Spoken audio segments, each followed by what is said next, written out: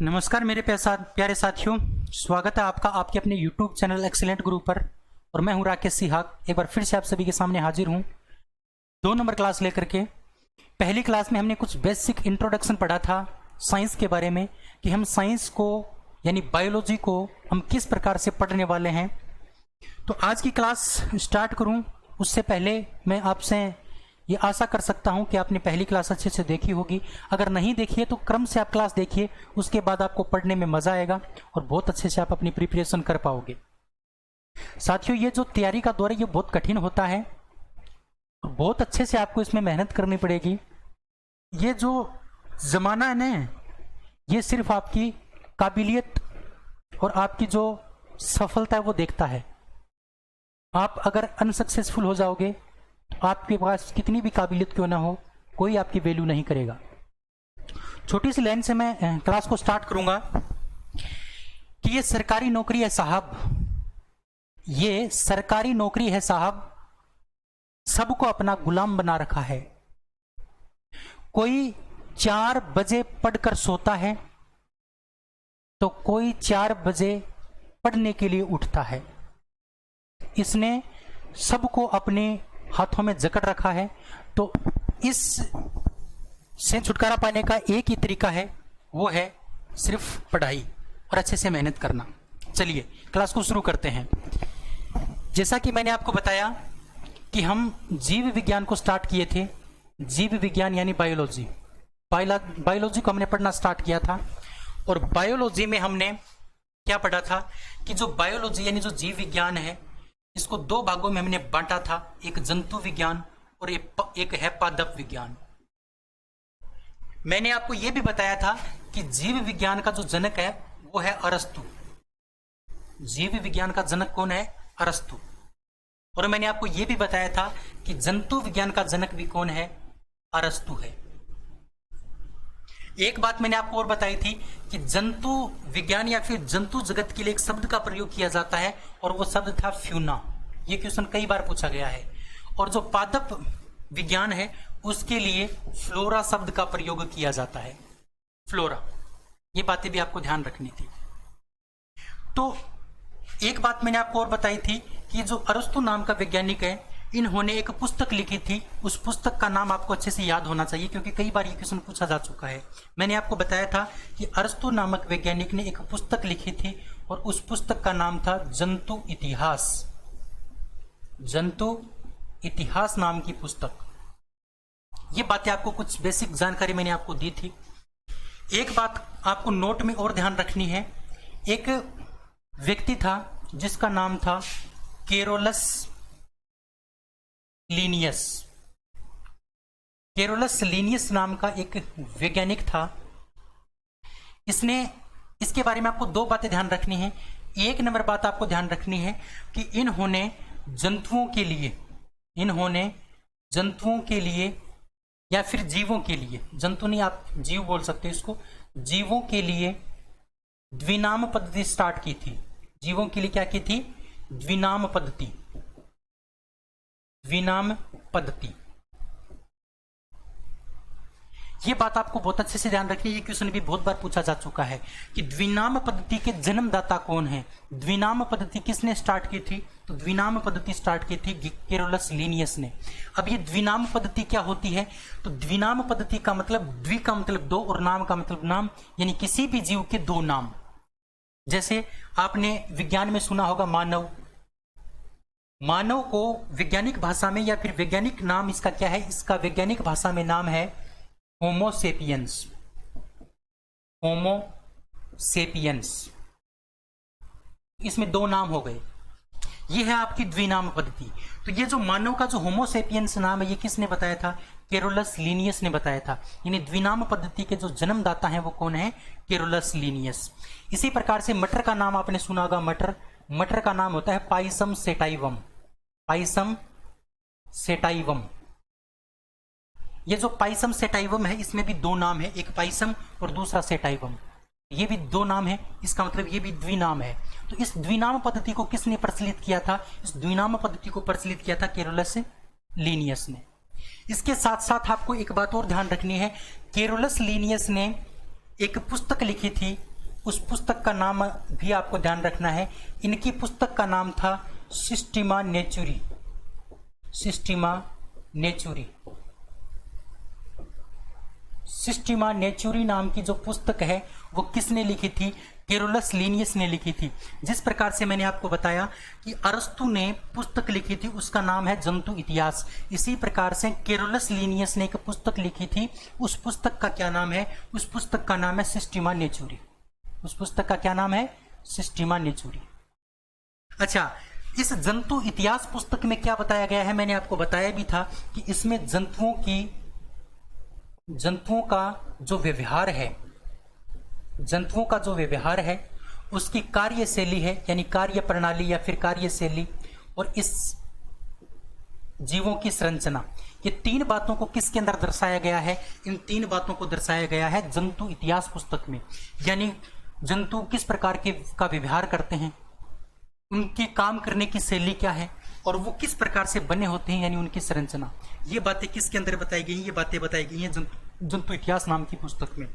और इस सिस्टेमा नेचुरी पुस्तक में क्या बताया गया है? इसमें जंतुओं का वर्गीकरण किया गया है। जंतुओं का वर्गीकरण, जंतुओं का वर्गीकरण किया गया है। अच्छा, वर्गीकरण क्या होता है? जंतुओं का वर्गीकरण का मतलब, यानी आपने सुना होगा ऑर्थोपोडा संघ, प्रोटोजोआ, जीवाणु, विषाणु, ये नाम आपने सुने होंगे। तो वो जो ऑर्थोपोडा संघ हो गया, प्रोटोजोआ संघ हो गया, है ना, विषाणु हो गया, जीवाणु हो गया, ये जो आपका संघ होते हैं उनको कहा जाता है वर्गीकरण। यानी अलग अलग जीवों को पढ़ना क्या होता है? कठिन होता है। अब हम ऑर्थोपोडा संघ की बात करें तो ऑर्थोपोडा संघ के अंदर हजारों जीव आते हैं, यानी हजारों जीव मिलकर के एक संघ का निर्माण करते हैं, उसको नाम दे दिया ऑर्थोपोडा। इसी प्रकार से प्रोटोजोआ, इसी प्रकार से प्रोकैरियोटिक, यानी अलग अलग प्रकार के संघ बना दिए। थैलोफाइटा समूह है ना, इस प्रकार से जीवों के, यानी पादपों और जंतुओं के दोनों के अलग अलग संघ बना दिए, उनको कहा जाता है वर्गीकरण। तो ये वर्गीकरण भी हम आगे पढ़ेंगे, लेकिन वर्गीकरण के जन्मदाता कौन है, यानी वर्गीकरण के बारे में किस पुस्तक में बताया गया है? तो उस पुस्तक का नाम है सिस्टीमा नेचुरी। और सिस्टीमा नेचुरी नाम पुस्तक के लेखक कौन है? Carolus Linnaeus. इसका मतलब वर्गीकरण का पितामह या फिर आधुनिक वर्गीका का पिता, आधुनिक वर्गीका का पिता किसको कहा जाता है? साथियों, केरोलस लीनियस को कहा जाता है। क्योंकि आधुनिक जो वर्गीकरण हम पढ़ते हैं वो किसकी देन है? वो है केरोलस लीनियस की। केरोलस लीनियस के द्वारा ही आधुनिक वर्गीकरण किया गया था, इसलिए आधुनिक वर्गीका का पिता किसे कहा जाता है? केरोलस लीनियस को कहा जाता है। ये बातें आपको अच्छे से समझ में आई होंगी। इसी प्रकार से आप अपने नोट्स तैयार कर लीजिए, शॉर्ट में इनको लिख लीजिए, जिससे कि आपको अच्छा पढ़ने में मजा भी आएगा और रिवीजन भी आपका अच्छा हो जाएगा। इसके अलावा इनकी जो पीडीएफ है वो मैं आपको सेंड कर दूंगा, कोई दिक्कत की बात नहीं है, लेकिन आपको लिखना जरूरी है क्योंकि लिखने से याद होता है। आ गई बात समझ में? चलिए, यहाँ अगर इसका स्क्रीनशॉट आप लेना चाहो तो इसका स्क्रीनशॉट आप ले सकते हो, फिर हम आगे बात करते हैं। ले लिया होगा आपने स्क्रीनशॉट। चलिए, अब मैंने आपको बताया था कि हम सबसे पहले किसको पढ़ने वाले हैं? जंतु विज्ञान को पढ़ने वाले हैं। जंतु विज्ञान क्या है इसके बारे में हम पूरी जानकारी प्राप्त करेंगे। अब ये तो हमारी कुछ बेसिक जानकारी और थी जो मैंने आपको बताई। अब हम शुरू करते हैं जंतु विज्ञान। जंतु विज्ञान साथियों, पूरी जंतु विज्ञान को पढ़ने के लिए हमने इसको 4 भागों में डिवाइड कर दिया। यानी इस जंतु विज्ञान को अच्छे से पढ़ने के लिए कितने भागों में डिवाइड कर दिया? 4 भागों में डिवाइड कर दिया। उसमें सबसे पहला है सजीवों का संगठन। सजीवों का संगठन। उसके बाद जो दूसरा है साथियों वो है स्वास्थ्य विज्ञान। स्वास्थ्य विज्ञान। उसके बाद आपका जो 3 नंबर है साथियों वो है आनुवंशिकता। आनुवंशिकता। और आपका जो 4 नंबर पार्ट है वो है जंतुओं का वर्गीकरण। जंतुओं का वर्गीकरण। अभी मैंने आपको बताया था, वो संघ मैंने आपको बताए थे, प्रोटोजोआ संघ, ऑर्थोपोडा संघ, थैलोफाइटा समूह। ये जितने भी वर्गीकरण है, ये वर्गीकरण हम किसके अंदर पढ़ने वाले हैं? जंतु विज्ञान में। यानी जंतुओं का वर्गीकरण जंतु विज्ञान में पढ़ लेंगे और पादपों का वर्गीकरण हम पादप विज्ञान में पढ़ लेंगे। समझ में आया होगा आपको? तो जंतुओं का वर्गीकरण भी हम पढ़ने वाले हैं, जो किसने दिया था? वो दिया था केरोलस लीनियस ने। अब इनको भी हम थोड़ा सा डिस्कस कर लेते हैं इनमें हम क्या क्या पढ़ेंगे। तो सजीवों का जो संगठन है इसको भी हम 3-4 पार्ट अलग अलग से करके पढ़ेंगे। सबसे पहला जो इसका पार्ट होने वाला है वो होने वाला है कोशिका। कोशिका के बारे में पूरी जानकारी प्राप्त करेंगे। आपने 6ठी 7वीं 8वीं क्लास में कोशिका के बारे में पढ़ा होगा, तो इसको हम पूरी डिटेल से हम चर्चा करेंगे। उसके बाद इसका जो दूसरा पार्ट होने वाला है, यानी सजीवों का जो संगठन है उसका जो दूसरा पार्ट होने वाला है वो होने वाला है अंग तंत्र के बारे में। अंग तंत्र का मतलब यानी जितने भी तंत्र हैं, जैसे पाचन तंत्र हो गया, श्वसन तंत्र हो गया, उत्सर्जन तंत्र हो गया, जनन तंत्र हो गया, जितने भी ये तंत्र हैं उनके बारे में, यानी पूरे ऊपर से लेकर नीचे तक के जितने भी तंत्र हैं वो सभी तंत्र हम डिस्कस करेंगे अंग तंत्र के अंदर। पाचन तंत्र, श्वसन तंत्र, रक्त परिसंचरण तंत्र, उत्सर्जन तंत्र, सारे के सारे तंत्र हम किसके अंदर पढ़ेंगे, इस अंग तंत्र वाले टॉपिक में पढ़ेंगे। उसके बाद हम जो 3 नंबर टॉपिक पढ़ने वाले हैं वो पढ़ने वाले हैं उत्तक का, यानी जितने भी उत्तक आपके होते हैं शरीर में उत्तक, वो उत्तकों के बारे में हम किसके अंदर डिस्कस करेंगे, इस उत्तक वाले टॉपिक में डिस्कस करेंगे। उत्तक 2 प्रकार के होते हैं, एक होता है आपका पादप उत्तक, एक होता है जंतु उत्तक। तो जंतु उत्तक का टॉपिक हम पढ़ेंगे जंतु विज्ञान में, और पादप उत्तक का टॉपिक हम किसके अंदर पढ़ लेंगे, पादप विज्ञान में।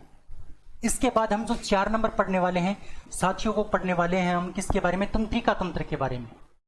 तंत्रिका तंत्र,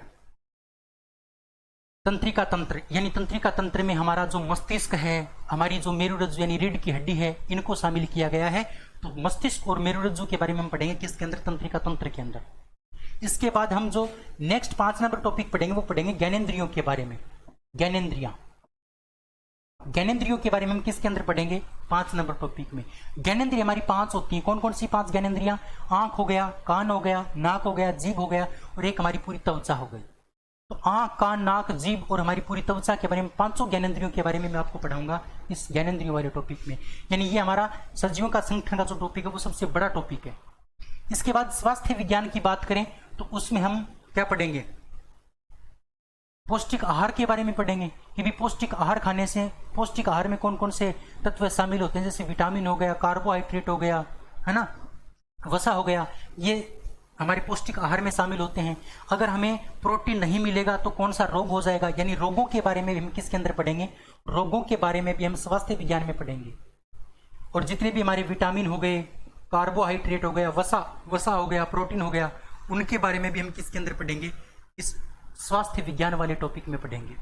इसके बाद आनुवंशिकता के बारे में, यानी मेंडल ने जो आनुवंशिकता का नियम दिया था वो आनुवंशिकता का टॉपिक हम इसमें पढ़ेंगे। और उसके बाद जंतुओं का वर्गीकरण मैंने आपको बता ही दिया कि जंतुओं के वर्गीकरण में हम क्या पढ़ने वाले हैं। तो ये छोटी सी बेसिक जानकारी थी जो आपको अच्छे से समझ में आई होगी। अगर इसका भी स्क्रीनशॉट आप लेना चाहो तो आप ले सकते हो। इतनी बातें हम जंतु विज्ञान में पढ़ने वाले हैं। ये कंप्लीट करने के बाद हम पादप विज्ञान पढ़ेंगे, उसके बाद हम पढ़ेंगे नेक्स्ट हमारी फिजिक्स या केमिस्ट्री। चलिए तो अब हम शुरू करते हैं। हमारा सबसे पहला सजीवों का संगठन का पहला टॉपिक हमारा कोशिका। तो कोशिका के बारे में हम चर्चा करनी शुरू करते हैं। अच्छे से आप पूरे अटेंशन के साथ मेरे साथ जुड़े रहो, आपको पढ़ने में बहुत ज़्यादा मज़ा आएगा। और मैं ये आपसे दावा कर सकता हूँ कि कोई भी क्वेश्चन एग्जाम में बाहर नहीं जाएगा अगर आप दिल से मन लगा के पढ़ते हो। बेफालतू की बात करना मेरा स्वभाव भी नहीं है और बेफालतू की बात मैं करूँगा भी नहीं। मैं सिर्फ पढ़ाई की बातें करूंगा। सिर्फ जितनी भी क्लास होगी, आधा घंटा, 1 घंटा, 45 मिनट, जितनी भी क्लास होगी उसमें से हम भरपूर कोशिश करेंगे कि जितना ज़्यादा हम कंटेंट कर सकें उतना कंटेंट करें। वैसे फालतू की बातें पढ़ने के मतलब सुनने के लिए तो आपके पास इंस्टाग्राम है, रील्स आप देखते ही होंगे, तो वहाँ आपको पूरी भरपूर बातें मिलती हैं। तो वो बातें मेरे पास नहीं है, सिर्फ पढ़ाई की बातें मैं करूँगा। चलिए शुरू करते हैं कोशिका। टॉपिक शुरू करते हैं कोशिका का, यानी इंग्लिश में इसको कहते हैं सेल। कोशिका यानी सेल। कोशिका क्या है, कोशिका क्या है साथियों? कोशिका जो है इसकी खोज के बारे में हम बात करते हैं। इसकी खोज किसने की थी? तो साथियों इसकी जो खोज है वो 1665 ईस्वी में की गई थी। आपसे पूछा जा सकता है ये कि कोशिका की खोज सर्वप्रथम कब की गई? तो कोशिका की खोज सर्वप्रथम की गई थी 1665 ईस्वी में। और किसने की थी? रॉबर्ट हुक ने की थी। एक वैज्ञानिक का नाम है जिसका नाम है रॉबर्ट हुक। रॉबर्ट हुक ने किसकी खोज की थी? कोशिका की खोज की थी। कब? 1665 ईस्वी में। लेकिन इस कोशिका की एक खास बात है, और वो बात यह है कि ये जो कोशिका थी, ये कैसी कोशिका थी? ये थी आपकी मृत कोशिका। ये थी आपकी कौन सी कोशिका? मृत कोशिका, मरी हुई कोशिका थी ये। अब एक क्वेश्चन और बनता है कि बात है 1683 ईस्वी की, 1683, यानी 1683 ईस्वी में एक वैज्ञानिक था जिसका नाम था Antonie van Leeuwenhoek. Antonie van Leeuwenhoek. Antonie van Leeuwenhoek नाम का एक वैज्ञानिक था। इसने 1683 ईस्वी में किसकी खोज की थी? जीवित कोशिका की खोज की थी। तो आपसे क्वेश्चन पूछा जा सकता है तीन तरीके से क्वेश्चन आपसे पूछा जा सकता है। पहला क्वेश्चन, 1 नंबर क्वेश्चन की अगर हम बात करें तो क्वेश्चन आपसे पूछा जाएगा कि कोशिका की खोज किसने की, यानी ना तो आपसे मृत कोशिका के बारे में पूछा है और ना आपसे जीवित कोशिका के बारे में पूछा है। आपसे सिर्फ और सिर्फ क्या पूछा गया है कि कोशिका की खोज किसने की। तो कोशिका की जो खोज है वो किसने की थी? रॉबर्ट हुक ने। डायरेक्ट अगर क्वेश्चन पूछे तो, लेकिन आपसे क्वेश्चन पूछ ले कि मृत कोशिका की खोज किसने की तो आपका उत्तर हो जाएगा रॉबर्ट हुक। और अगर क्वेश्चन पूछ ले जीवित कोशिका की खोज किसने की तो आपका उत्तर हो जाएगा एंटोनी वॉन ल्यूवेनहोक। और डायरेक्ट क्वेश्चन पूछ ले कि कोशिका की खोज किसने की थी तो भी आपका उत्तर क्या होगा? रॉबर्ट हुक होगा। क्लियर है बात है? यानी मृत कोशिका पूछे या फिर सीधा क्वेश्चन पूछे, या तो सीधा क्वेश्चन पूछ ले या फिर मृत कोशिका नाम दे दे तो आपका उत्तर होगा रॉबर्ट हुक। और जीवित कोशिका के बारे में पूछे तब आपका उत्तर क्या हो जाएगा? तब आपका उत्तर हो जाएगा साथियों एंटोनी वॉन ल्यूवेनहोक। ये बात आपको अच्छे से समझ में आई होगी। अब चलिए इससे आगे और बात करते हैं।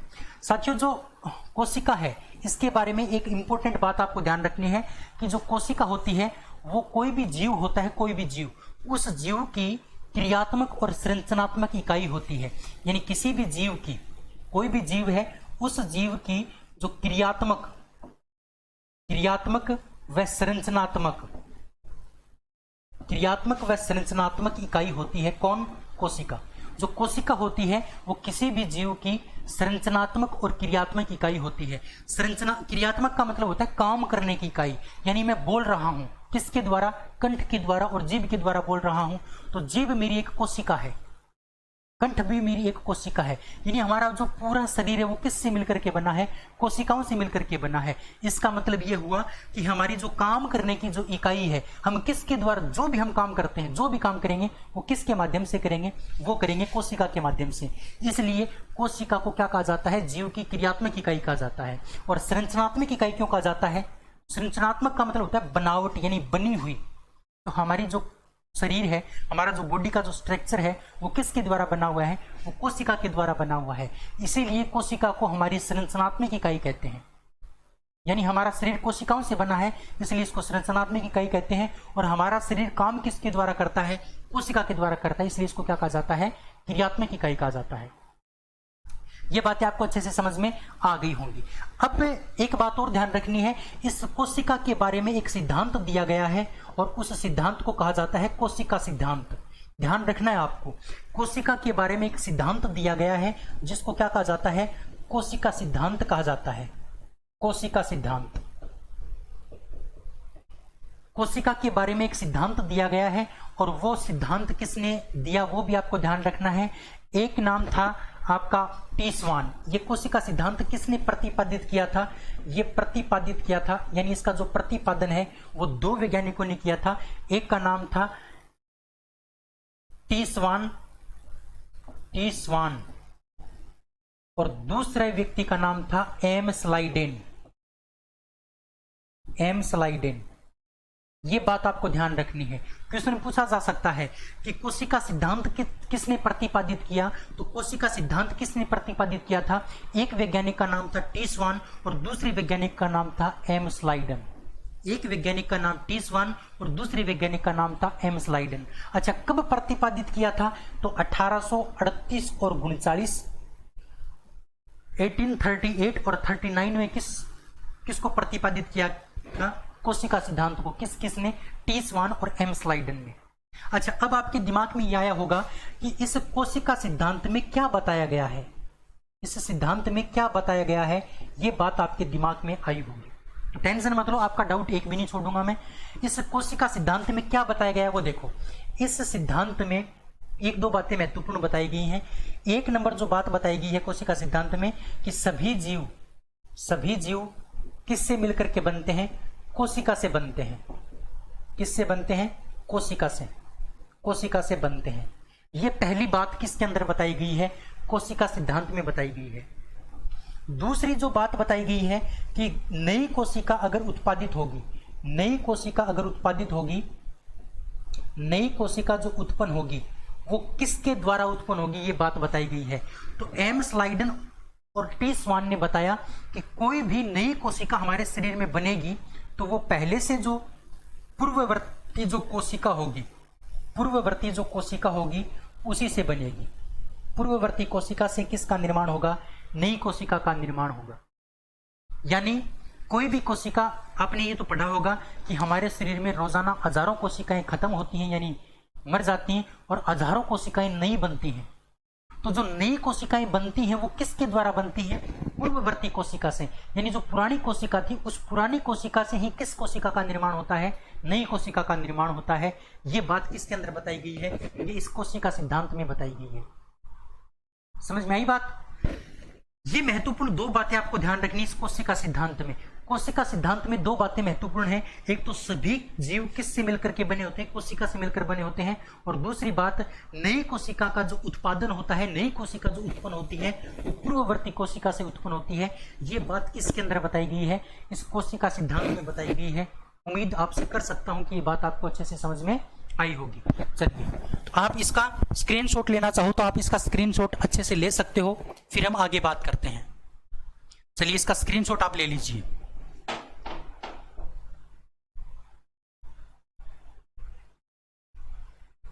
ले लिया होगा। चलिए आगे बात करते हैं। कोशिका के बारे में और भी महत्वपूर्ण बातें हैं।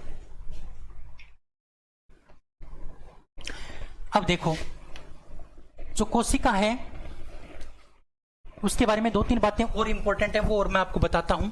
जैसे एक आती है सबसे बड़ी कोशिका।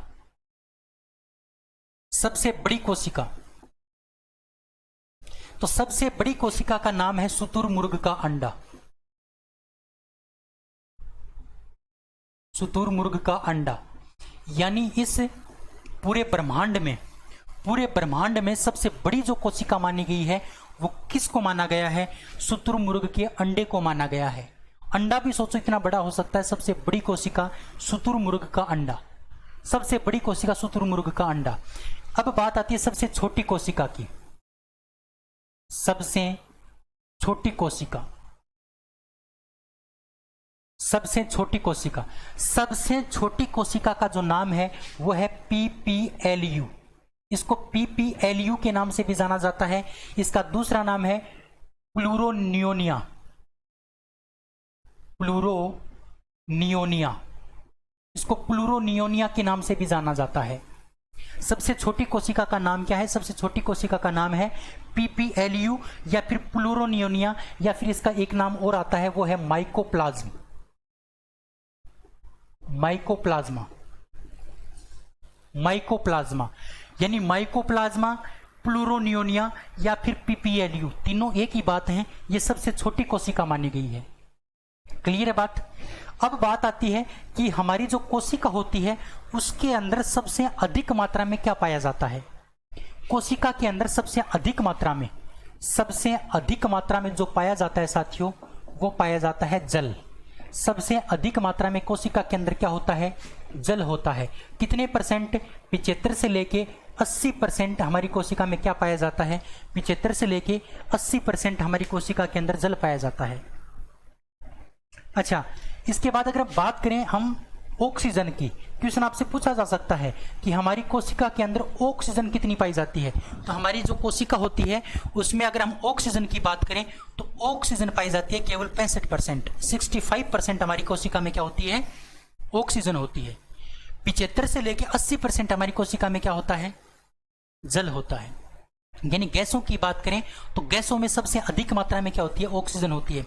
जैसे हमारे शरीर के अंदर 21% क्या है? हमारे ब्रह्मांड के अंदर जो ऑक्सीजन की जो मात्रा है वो कितने परसेंट है? 21%। लेकिन हमारे शरीर के अंदर जो कोशिका होती है उस कोशिका में जो ऑक्सीजन होती है वो कितने परसेंट होती है? 65%, 65% होती है।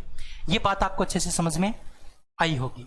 चलिए, इसके बाद हम बात करते हैं कि हमारी जो कोशिका होती है, कोशिका, इसको हम कोशिका बहुत छोटी है, बहुत छोटी कोशिका बहुत छोटी होती है, जिसको हम नग्न आंखों से नहीं देख सकते, नग्न आंखों से हम नहीं देख सकते। जैसे हमारी ये अंगुली बनी हुई है, इस अंगुली के अंदर लाखों कोशिकाएं हैं, इस अंगुली के अंदर लाखों कोशिकाएं हैं, तो हम एक एक कोशिका को अलग अलग से नहीं देख सकते। तो जो कोशिका है, कोशिका इसको देखा भी जा सकता है, कोशिका जो है इसको देखा जा सकता है, और किसके द्वारा? प्रकाश सूक्ष्मदर्शी के द्वारा। प्रकाश जो सूक्ष्मदर्शी होती है, उस प्रकाश सूक्ष्मदर्शी के द्वारा इसको क्या किया जा सकता है? देखा जा सकता है, देखा जा सकता है। ये बात भी आपको ध्यान रखनी है।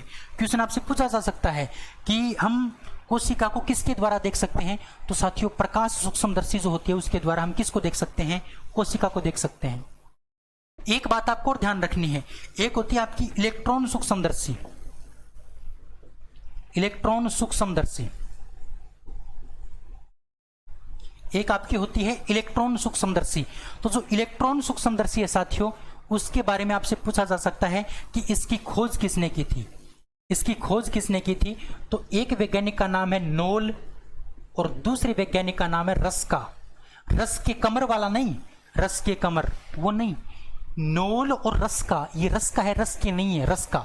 नोल और रस्का, नोल और रस्का नामक जो वैज्ञानिक हैं, उन्होंने किसकी खोज की थी? इलेक्ट्रॉन सूक्ष्मदर्शी की खोज की थी। और साथियों, ये क्वेश्चन अभी पीछे जो 2022 में जो आपका ग्रुप डी का पेपर हुआ था रेलवे के अंदर, उसमें ये क्वेश्चन आया था, क्योंकि ये जो 10th एनसीईआरटी की जो बुक है उसके अंदर ये क्वेश्चन अच्छे से लिख रखा है। तो जो 10th और 9th की जो एनसीईआरटी की जो बुक होती है, अगर वो आपने बहुत अच्छे से कर ली, तो साथियों इस भारत का कोई भी ऐसा एग्जाम नहीं है जिसमें आपको साइंस परेशान करे। साइंस के जो क्वेश्चन आते हैं वो 95% जो क्वेश्चन है वो हमारे 9वीं और 10वीं क्लास की जो साइंस है उसी में से आते हैं, और वही मैं आपको अच्छे से करवा रहा हूं, बहुत अच्छे डिटेल से।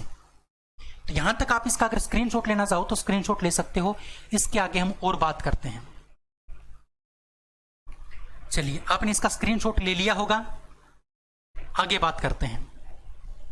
अब हम बात करते हैं इसके आगे थोड़ी सी और, कि हमारी जो कोशिका है इसके बारे में थोड़ी सी बात और करते हैं। चलिए, कोशिका की बात करें। जो कोशिका का अध्ययन, यानी आपने ये तो सुना होगा कि हमारी जो विज्ञान है, हमारी जो साइंस है, इस साइंस को भी कई भागों में बांट दिया, इस साइंस को भी कई भागों में बांट दिया, जैसे फाइटोलॉजी, साइकोलॉजी, ये नाम आपने सुने होंगे। तो इसी प्रकार से हमारी जो कोशिका है इसका अध्ययन करने के लिए केवल और केवल अगर आपको कोशिका का अध्ययन करना है तो उसके लिए एक विज्ञान है, और उस विज्ञान का नाम है साइटोलॉजी। Cytology, cytology. जैसे अगर आपको हृदय का अध्ययन करना है तो आप किसके बारे में अध्ययन, इसको क्या कहोगे आप? कार्डियोलॉजी कहोगे। क्या कहोगे? कार्डियोलॉजी। जैसे आपको मस्तिष्क का क्या करना है? अध्ययन करना है, तो मस्तिष्क का अध्ययन करने को क्या कहा जाता है? मस्तिष्क की जो स्टडी होती है, हमारे माइंड की जो स्टडी होती है, उसको कहा जाता है न्यूरोलॉजी। क्या कहा जाता है? न्यूरोलॉजी। और हमारा जो उत्सर्जन तंत्र यानी जो मूत्र है, मूत्र की स्टडी करना यानी हमारे उत्सर्जन तंत्र की जो स्टडी करना है वो क्या कहलाता है? यूरोलॉजी कहलाता है। यूरोलॉजी। एक है न्यूरोलॉजी और एक है यूरोलॉजी। यूरोलॉजी में मूत्र का अध्ययन किया जाता है और न्यूरोलॉजी के अंदर हमारे मस्तिष्क का क्या किया जाता है? अध्ययन किया जाता है।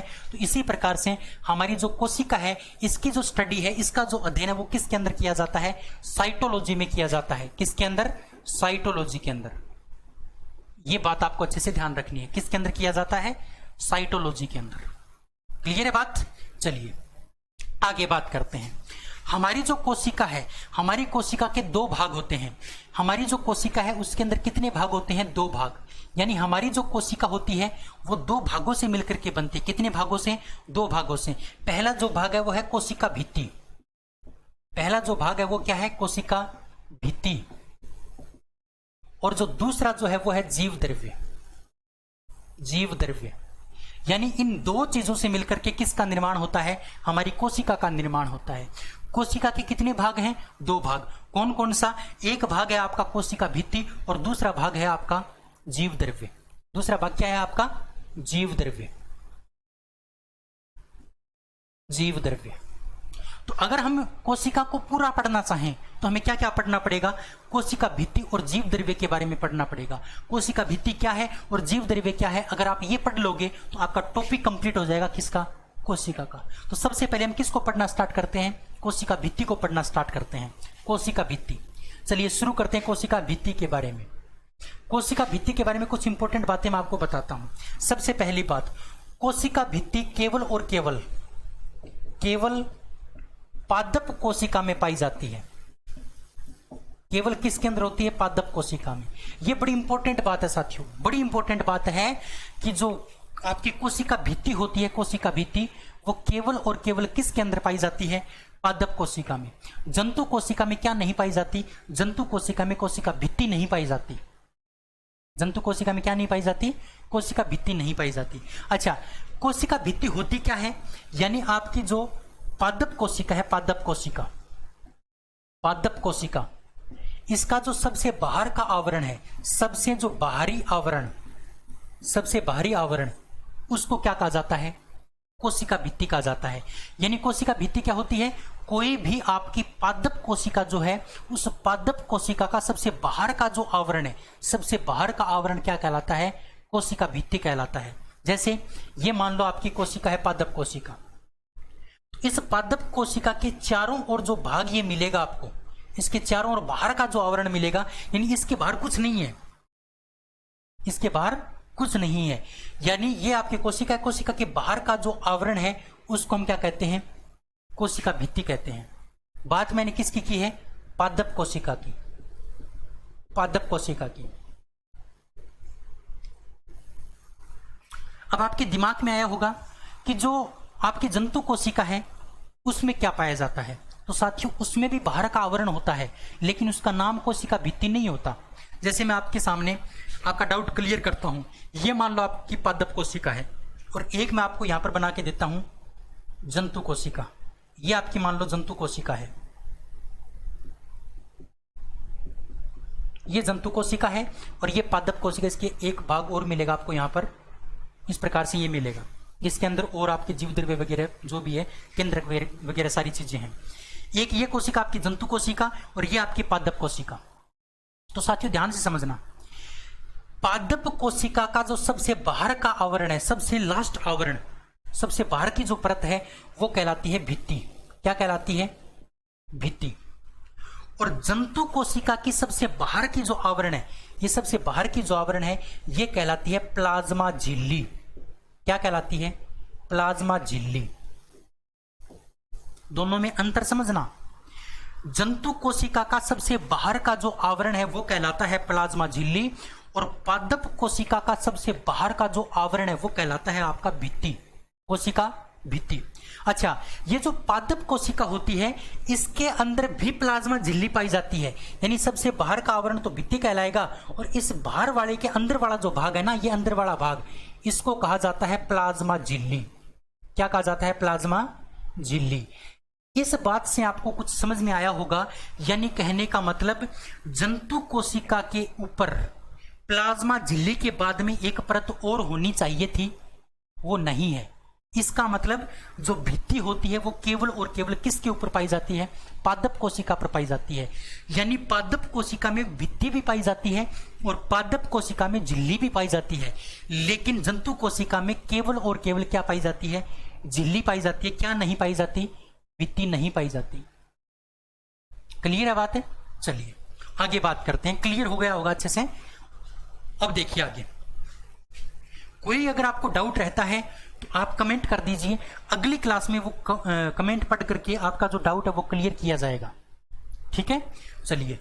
पादप कोशिका का सबसे बाहर का आवरण कहलाता है कोशिका भित्ति। अब बात आती है कि पादप कोशिका में प्लाज्मा झिल्ली भी पाई जाती है, प्लाज्मा झिल्ली भी पाई जाती है। ये बात आपको अच्छे से ध्यान रखनी है। लेकिन नोट में आपको एक बात याद रखनी है कि जो आपकी जो जंतु कोशिका है, जंतु जो कोशिका है, जंतु कोशिका में भित्ति यानी कोशिका भित्ति नहीं पाई जाती। जंतु कोशिका में कोशिका भित्ति नहीं पाई जाती, झिल्ली पाई जाती है। झिल्ली तो दोनों में ही होगी, पादप में भी होगी और जंतु में होगी, लेकिन भित्ति किसके अंदर नहीं होगी? इस जंतु कोशिका में नहीं होगी। क्लियर है बात? चलिए अब और बात करते हैं।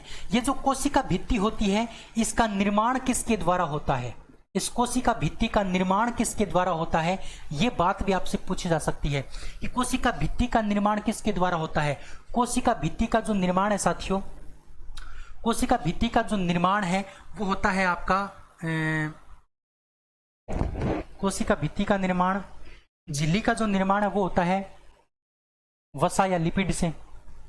हाँ, कोशिका भित्ति का जो निर्माण है वो किसके द्वारा होता है? सेलुलोज के द्वारा। सेलुलोज के द्वारा। सेलुलोज एक प्रकार का कार्बोहाइड्रेट होता है। क्या होता है? एक प्रकार का कार्बोहाइड्रेट। ये एक प्रकार का कार्बोहाइड्रेट होता है। कार्बोहाइड्रेट, कार्बोहाइड्रेट यानी कहने का मतलब कोशिका भित्ति का जो निर्माण है वो एक कार्बोहाइड्रेट के द्वारा होता है, और उस कार्बोहाइड्रेट का नाम क्या है? उस कार्बोहाइड्रेट का नाम है सेल्यूलोज। क्या नाम है? सेल्यूलोज। क्लियर है बात? ठीक है। एक बात मैं सेल्यूलोज के बारे में और बता देता हूं। सेल्यूलोज को जो मनुष्य है, मनुष्य वो पचा नहीं पाता, पचा नहीं पाता है। यानी अगर हम सेल्यूलोज को खा लेंगे, जैसे मान लो ये सेल्यूलोज है और मैंने इसको खा लिया, तो हमारे शरीर में, हमारी छोटी आंत बड़ी आंत में ये पच नहीं पाएगा। लेकिन इसी सेल्यूलोज को अगर किसी पशु ने खा लिया, अगर इसी सेल्यूलोज को किसी पशु ने खा लिया, तो उस पशु के शरीर में यह पच जाएगा। इसका कारण क्या है? इसका कारण साथियों, हमारी जो छोटी आंत है, सॉरी बड़ी आंत, बड़ी जो आंत है, बड़ी आंत, बड़ी आंत, बड़ी आंत की अगर बात करें तो बड़ी आंत पशुओं के अंदर भी होती है और मनुष्य में भी होती है। बड़ी आंत पशुओं में भी होती है और बड़ी आंत मनुष्य में भी होती है। लेकिन पशुओं की जो बड़ी आंत है उसमें एक भाग होता है, उस भाग का नाम है सिक्कम। ट्रेन आ रही है साथियों, अगर आपको बैकग्राउंड में नॉइज अगर लगे तो मैं क्षमा चाहूंगा, क्योंकि मेरे पास में स्टेशन है तो ट्रेन वगैरह तो आती रहेंगी, क्योंकि मेरा काम ही ये है। लेकिन मैं आपकी क्लास ले रहा हूँ, उसकी बात अलग है। 1 मिनट में ये निकल जाएगी, कोई दिक्कत की बात नहीं है। ठीक है, चलिए।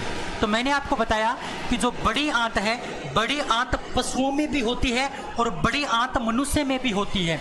तो जो पशुओं की जो बड़ी आंत है उसमें सिक्कम नाम का भाग पाया जाता है, और मनुष्य के अंदर सिक्किम नाम का भाग नहीं पाया जाता। इसका मतलब आपने क्या समझा? इसका मतलब ये समझा आपने कि जो सेल्यूलोज है, सेल्यूलोज, सेल्यूलोज का जो पाचन है वो केवल और केवल सिक्कम भाग करता है। सेल्यूलोज का जो पाचन है वो कौन करता है? केवल और केवल सिक्कम भाग करता है। और सिक्कम भाग केवल और केवल किसके अंदर पाया जाता है? पशुओं में पाया जाता है। मनुष्य के अंदर बड़ी आंत में जो सिक्कम भाग है वो एक क्या है? अवशेषी अंग है। मनुष्य के अंदर सिक्कम वाला भाग क्या होता है? अवशेषी अंग होता है। ये काम नहीं करता, पाया जाता है लेकिन काम नहीं करता। ये निष्क्रिय है। अवशेषी अंगों के बारे में मैं आपको पढ़ाऊंगा। जैसे आपने बूढ़ों के कानों में बाढ़ देखे होंगे, वो कोई काम नहीं करते, वो अवशेषी अंग है। पहले वाले बूढ़ों के कान में बाढ़ हुआ करते थे, लेकिन अब की जो प्रजाति है उसमें कानों में बाढ़ नहीं होते। इसका मतलब वो अवशेष हैं, वो बचे हुए हैं, और आगे आने वाली पीढ़ियों में वो बिल्कुल क्या हो जाएंगे? खत्म हो जाएंगे।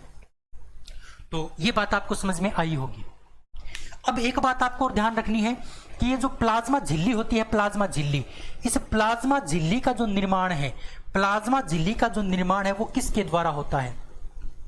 प्लाज्मा झिल्ली का जो निर्माण है वो होता है लिपिड, सॉरी प्रोटीन के द्वारा। किसके द्वारा? प्रोटीन के द्वारा।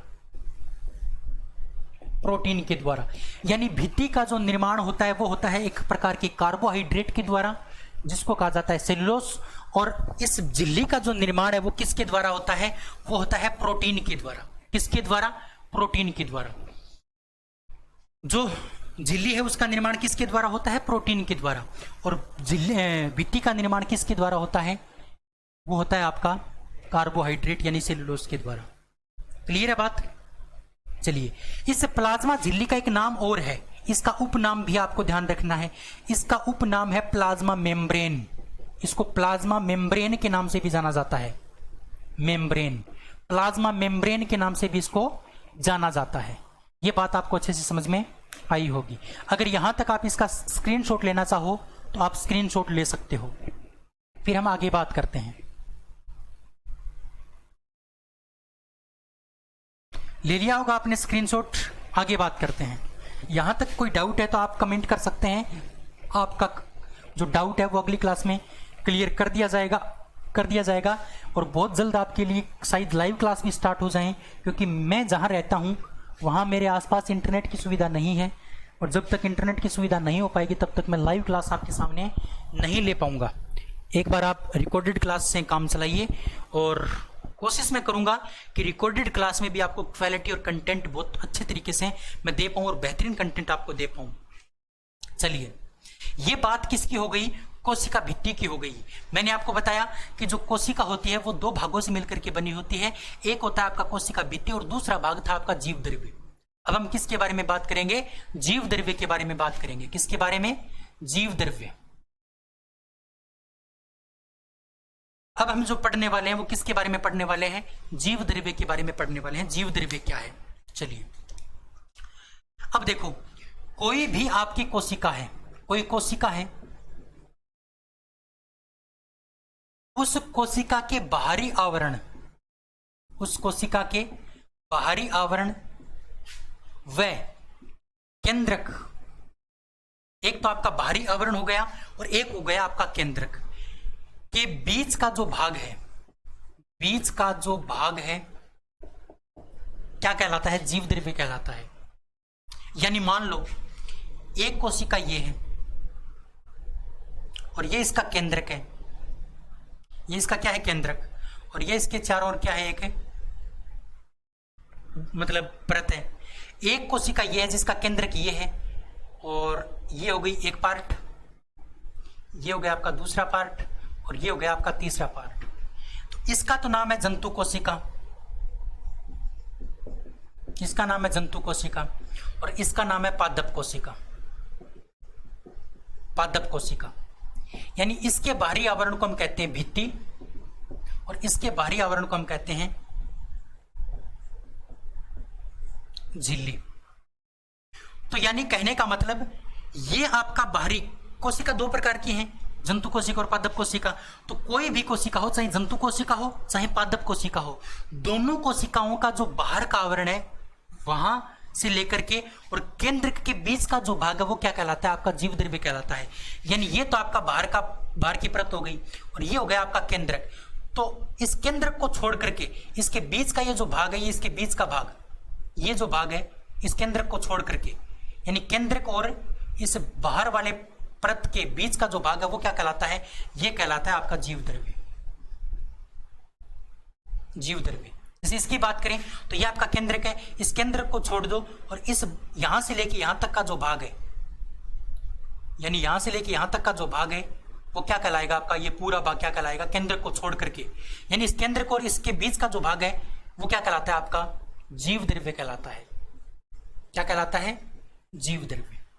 क्लियर है बात? इसको हम कहते हैं जीव द्रव्य। तो किसी भी कोशिका के बाहरी आवरण और केंद्र के बीच का जो भाग है वो क्या कहलाता है? आपका वो कहलाता है आपका जीव द्रव्य। चलिए, क्लियर है? आगे बात करते हैं। ये जो जीव द्रव्य है, इस जीव द्रव्य के बारे में एक वैज्ञानिक था जिसका नाम था हेक्सले। हेक्सले नाम का एक व्यक्ति था, हेक्सले नाम का वैज्ञानिक था। उसने एक बात कही है, बड़ी इंपॉर्टेंट बात है। हेक्सले नामक वैज्ञानिक ने जीव द्रव्य के बारे में एक बात कही है, वो बात आपको ध्यान रखनी है। हेक्सले नामक वैज्ञानिक ने जीव द्रव्य के बारे में क्या कहा कि जो जीव द्रव्य होता है वो कोशिका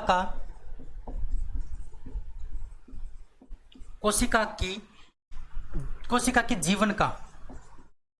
जीवन का भौतिक आधार होता है। भौतिक आधार, ये बात आपको ध्यान रखनी है। यानी जीव द्रव्य को जीवन का भौतिक आधार किसने कहा? जीव द्रव्य को जीवन का भौतिक आधार कहा था किसने? हेक्सले नामक वैज्ञानिक ने। हेक्सले नामक वैज्ञानिक ने जीव द्रव्य को जीवन का भौतिक आधार कहा। जैसे मनुष्य को जीवित रहने के लिए रोटी की जरूरत होती है, पानी की जरूरत होती है। उसी प्रकार से कोशिका जो है, कोशिका को जीवित रहने के लिए ऑक्सीजन की, भोजन की जरूरत है। तो वो कौन उपलब्ध करवाता है? तो कोशिका को जो भोजन उपलब्ध करवाता है वो जीव द्रव्य उपलब्ध करवाता है। यानी कोई भी कोशिका है उसको ऑक्सीजन देने का और उसको भोजन देने का जो काम है वो कौन करता है? वो करता है आपका जीव द्रव्य। इसीलिए हेक्सले नामक वैज्ञानिक ने जीव द्रव्य को क्या कहा? जीवन का भौतिक आधार कहा। क्या कहा? जीवन का भौतिक आधार कहा। क्लियर है बात? अब बात आती है ये जो जीव द्रव्य होता है इसके भी दो भाग होते हैं। जीव द्रव्य के भी कितने भाग होते हैं? दो भाग होते हैं। एक है आपका कोशिका द्रव्य, एक है आपका कोशिका द्रव्य और दूसरा है आपका केंद्रक। एक आपका कोशिका द्रव्य और दूसरा आपका क्या है? केंद्रक। मैंने आपको बताया कोशिका, कोशिका के दो पार्ट थे। कोशिका के दो पार्ट थे, एक था आपका कोशिका भित्ति और दूसरा था आपका जीव द्रव्य। दूसरा कौन सा था? आपका जीव द्रव्य। जीव द्रव्य के भी दो पार्ट हो गए, एक हो गया आपका कोशिका द्रव्य और दूसरा पार्ट हो गया आपका केंद्रक। दूसरा पार्ट क्या हो गया? आपका केंद्रक। क्लियर है? यहां तक आप इसका स्क्रीनशॉट ले लीजिए। ले लिया होगा आपने स्क्रीनशॉट? तो साथियों उम्मीद कर सकता हूं आपको बहुत अच्छे से ये क्लास पसंद आई होगी, बहुत अच्छे से आपको समझ में आया होगा। कोई भी इंप्रूवमेंट करना है, कुछ भी इंप्रूवमेंट अगर करना है मेरी क्लास में, तो आपका जो कमेंट है वो सादर आमंत्रित है। आप अपने भाई का सहयोग कीजिए, मैं आपका पूरा भरपूर सहयोग करूंगा। और साथियों देख लेना, कोई भी क्वेश्चन आएगा वो इस क्लास से बाहर नहीं आएगा। इतने अच्छे से आपको कंटेंट दूंगा, इतना परफेक्ट कंटेंट आपको मिलेगा कि कोई भी इस भारत का एग्जाम हो, सभी एग्जाम में ये काम आने वाला है। अभी जो दिल्ली पुलिस का जो एग्जाम होगा, दिल्ली पुलिस के एग्जाम के लिए साइंस के 8 से 10 क्वेश्चन आएंगे और वो इसी क्लास में से आ जाएंगे, ये मैं आपसे दावा कर सकता हूँ। 14 नवंबर से लेके उसके 14 नवंबर से उसके पेपर स्टार्ट हैं, तो 14 नवंबर तक मैं कोशिश करूंगा कि आपका ये क्लियर करवा दूं बायोलॉजी और फिजिक्स। बायोलॉजी और फिजिक्स अगर आप अच्छे से कर लेते हैं, उसके बाद ये मानो आप 70% क्वेश्चन अच्छे से कर पाओगे साइंस के अंदर। तो अगर आप एएलपी की तैयारी करते हैं, जेई की तैयारी करते हैं, दिल्ली पुलिस की तैयारी करते हैं, एसएससी की तैयारी करते हैं, तो आप बहुत अच्छी जगह साइंस पढ़ रहे हैं और आपको पूरा मजा आएगा पढ़ने में और आपका पूरा सहयोग किया जाएगा। अगर आपको क्लास पसंद आई है तो आप क्लास को शेयर कर सकते हैं अपने साथियों तक, कमेंट कर सकते हैं और चैनल को सब्सक्राइब कर सकते हैं। तो आज की इस क्लास में इतना ही, फिर मिलते हैं अगली क्लास में। तब तक के लिए जय हिंद, जय भारत। अच्छे से ध्यान रखना अपना और तरीके से पढ़ाई करना, बिल्कुल स्मार्ट स्टडी आपको करनी है। हार्ड वर्क के साथ साथ आपको स्मार्ट स्टडी भी करनी जरूरी है।